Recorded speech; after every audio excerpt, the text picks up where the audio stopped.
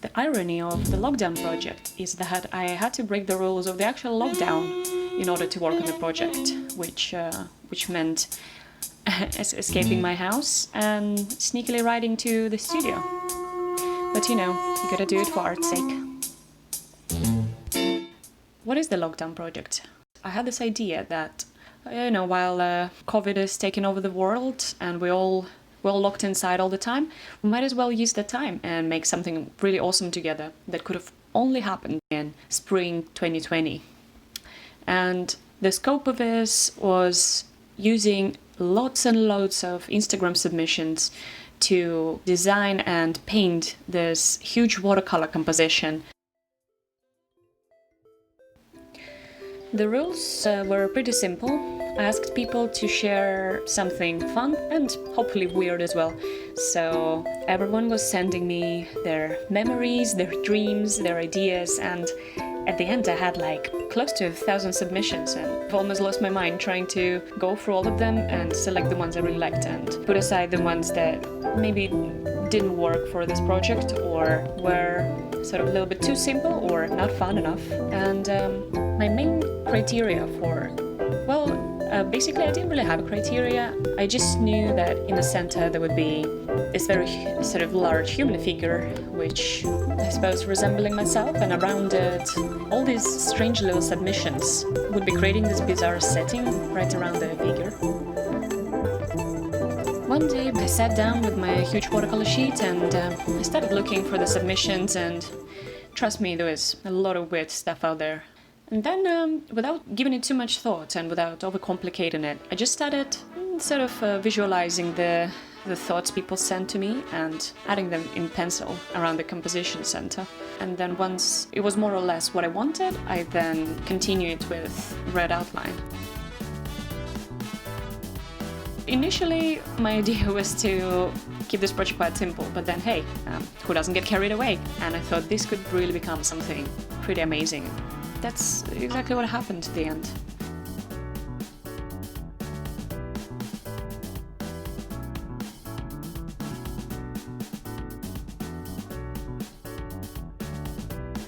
So at first I thought I'd start painting and filling it with color right away, but then I decided to outline it anyway. And after the outline was done, I started adding color.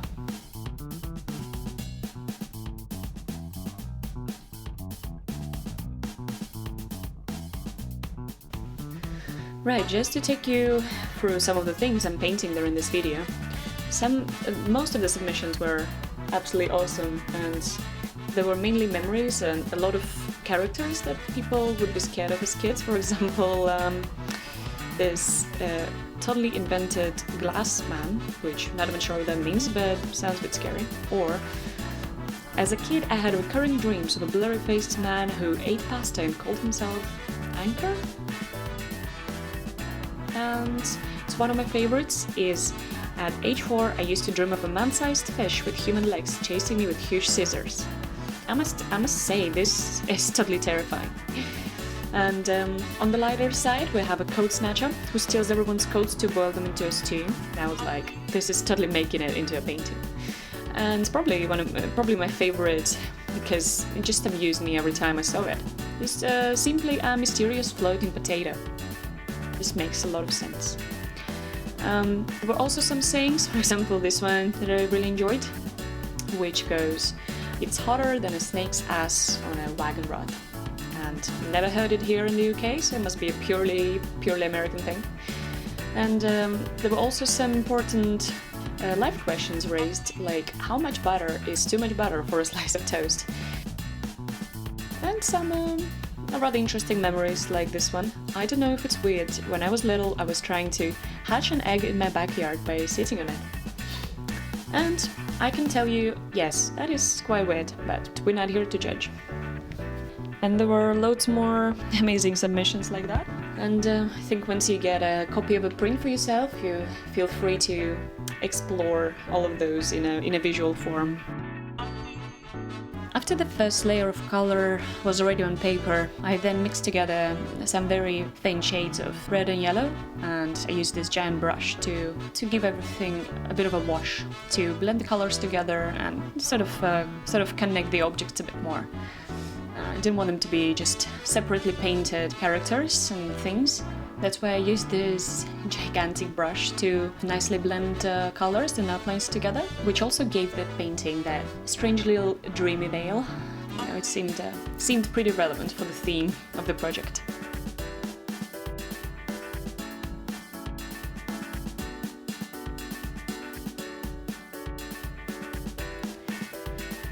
There is a bit more yellow coming up. And just continuing washing and brushing on the top of the first layer of the painting. As you can see, it's creating this dreamy mood, a slightly sepia feel, a dream might have, or a memory might have. And then, of course, after I finished filling the objects with main color, I started adding bits of detail here and there, some shading, some outline, so, well, my favorite things really. This is when, on one hand, watercolor stops being light and flat. On the other hand, this is when I think the painting is starting to gain this really nice and fine quality. And it looks like quite a lot of time and effort went into putting this painting together, which is exactly what happened. A lot of people ask me, as they're wondering, how do you even work on something that takes so much time to create? And that's one of the reasons why I want to record the process, because I think it shows people that working on something that big is quite a meditative process, as you get to see it coming along and you decide where to add a bit of shadow and what needs a stronger outline and what needs to come forward and what should be fading into the background a little more. And it's really the biggest reward seeing it coming together at the end. And here is a little figure of myself, sitting there scrolling through the endless submissions and deciding what goes where and what gets left behind, unfortunately, because, you know, I don't think I really have the time to illustrate all 1,000 submissions. And unfortunately I didn't count how many we had at the end. But it is whatever it is, and this amount of detail felt exactly right. So here we are, my finished painting. It's quite large on a very thick watercolor paper.